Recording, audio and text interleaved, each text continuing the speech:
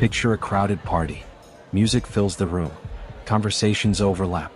Laughter bounces off the walls as people compete, sometimes without realizing it, to be the loudest voice in the room. Confidence, it seems, belongs to whoever speaks the most. And then in the corner there's someone quiet. They aren't performing. They aren't trying to dominate the conversation. They're simply watching, listening, thinking. Most people glance past them without a second thought. But history has been quietly revealing something strange. Again and again, the person saying the least ends up changing the most. The quiet observer. The one thinking while everyone else is talking. Because when you look closely at the people who truly shape the world, you begin to notice a pattern. A surprising number of them are introverts. To understand the power of introverts, we first need to understand the world they live in. Because modern society is built for noise. From childhood, we're taught that confidence means speaking up quickly. The students who raise their hands first are praised. The employees who dominate meetings are noticed. The people who can command attention in a room are often seen as natural leaders. Quietness, by contrast, is often misunderstood. Children who prefer to observe are told to come out of their shell. Employees who think before speaking are sometimes seen as less engaged. And the person who doesn't fight for the spotlight can easily be overlooked. For decades, Western culture especially has celebrated what psychologists call the extrovert ideal. The ideal person, according to this narrative, is charismatic, bold, constantly expressive. Someone who thrives on energy, attention, and visibility. But something about this assumption doesn't quite add up. Because if loudness truly defined power, then history would look very different. Instead, when you look at the people who changed science, technology, literature, and philosophy, you start seeing a different personality type appear again and again. Not the loudest person in the room, but often the quietest. Before going further, we need to clear up one of the biggest misunderstandings about introverts. Being introverted does not mean being shy. It doesn't mean disliking people. It doesn't mean being socially anxious. And it certainly doesn't mean being weak. Introversion is about energy. Extroverts gain energy from social interaction. Being around people stimulates them. Crowds, conversation, and activity fuel their mental state. Introverts experience the opposite. Social interaction is enjoyable, but it consumes energy instead of creating it. After long periods of interaction, introverts often need time alone to recharge. And science suggests this difference may actually be neurological. Research has shown that introverted brains often operate with a higher baseline level of stimulation. The outside world already feels louder, brighter, more intense.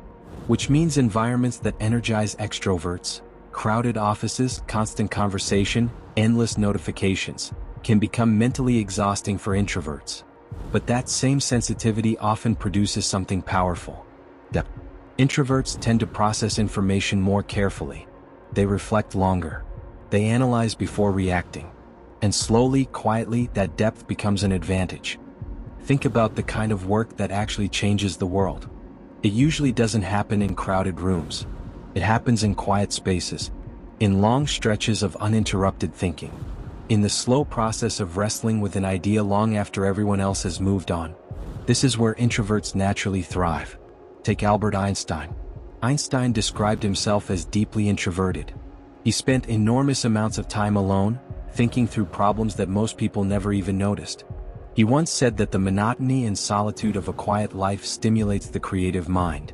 And for him, that solitude eventually produced the theory of relativity, one of the most revolutionary ideas in the history of science. Or consider J.K. Rowling. Before the world knew about Harry Potter, Rowling was a struggling single mother writing alone in cafes. No publishing deal. No guarantee that anyone would ever read her story. Just hours of quiet work and imagination. That solitary process eventually created one of the most successful book series ever written. Then there's Bill Gates. During the early years of Microsoft, Gates developed a habit he called think weeks. Twice a year, he would isolate himself in a cabin with nothing but books and papers. No meetings, no calls, no distractions. Those weeks of solitude produced some of Microsoft's most important strategic ideas. What all of these examples share is simple. The ability to sit alone with a problem, long enough to solve it. Here's something worth noticing. In most conversations, people aren't really listening. They're waiting. Waiting for their turn to speak. Waiting to respond. waiting to prove their point. True listening, the kind where someone fully absorbs what another person is saying, is surprisingly rare. Introverts tend to excel at this because they are comfortable with silence. They don't feel the same pressure to fill every moment with words, and that allows them to hear things that others miss. This trait can be incredibly powerful in leadership. Take Abraham Lincoln. Lincoln was known for his quiet presence during meetings. He often spent long periods saying very little while others debated. Some people interpreted this silence as uncertainty, but Lincoln wasn't uncertain. He was listening. He absorbed information, studied perspectives, and carefully formed his conclusions. And when he finally spoke, his words carried weight because they had been deeply considered. Another example is Eleanor Roosevelt. As a child, she described herself as painfully shy. But that quiet sensitivity helped her develop something extraordinary: empathy. Her ability to truly understand the struggles of others became one of the defining qualities of her leadership and humanitarian work. Sometimes the most powerful voice in the room belongs to the person who speaks last. There's an important difference that often gets misunderstood. Solitude is not the same as loneliness. Loneliness is painful. It's the feeling of wanting connection but not having it. Solitude, on the other hand, is chosen. It's the quiet space where the mind can finally stretch without interruption. For many introverts, solitude is where their best thinking happens. It's where creativity forms, ideas develop, and emotions become clearer. In fact, long before modern psychology existed, many spiritual traditions recognized the power of solitude. Monks, philosophers, and mystics across cultures often spent extended periods in silence and isolation, not because they feared the world, but because stepping away from noise allowed them to understand it more clearly. And in today's hyper-connected world, this ability has become even more valuable, because constant noise is now the default. Notifications, messages, social media, endless streams of information demanding attention. In that environment, the ability to disconnect and think deeply may be one of the rarest skills left. And introverts often possess it naturally. There's an irony in the modern world. Social media seems built for extroverts. It rewards constant sharing, constant presence, constant performance. The loudest voices often gain the most attention. But when you look behind the scenes at who actually built the digital world, the pattern appears again. Many of the architects of modern technology are introverts. Larry Page, the co-founder of Google, is famously reserved. Mark Zuckerberg has often described himself as introverted.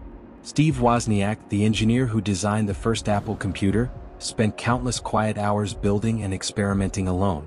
Even Elon Musk has said he prefers long periods of solitary thinking when working through engineering problems.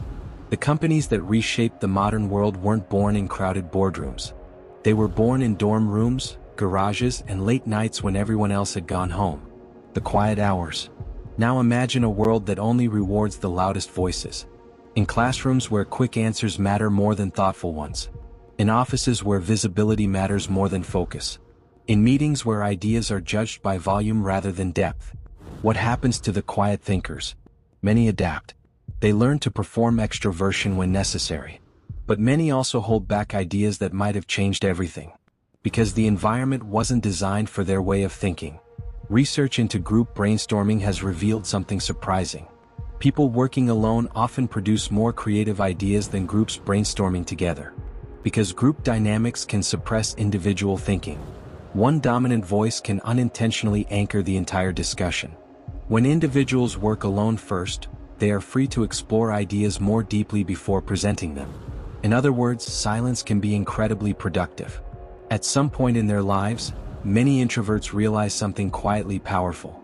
They realize the world often misunderstood them. It told them they were too quiet, too slow, too lost in their own thoughts. But then they look at what they've created, the ideas they've built, the problems they've solved, the insights they've developed in the quiet hours when nobody was watching. And they understand something important. The mind everyone told them to come out of was exactly where they were supposed to be. The world does not belong only to the loudest voices. It never has. Behind every loud movement, every technological breakthrough, every transformative idea, there are often quiet thinkers who spent years shaping it, observing, listening, thinking longer than anyone else. So the next time you're in a crowded room, look for the person in the corner. The one who isn't competing for attention, the one who is simply watching. Because the quiet ones are rarely just passing through. They're building something. And sooner or later, the whole world will feel it.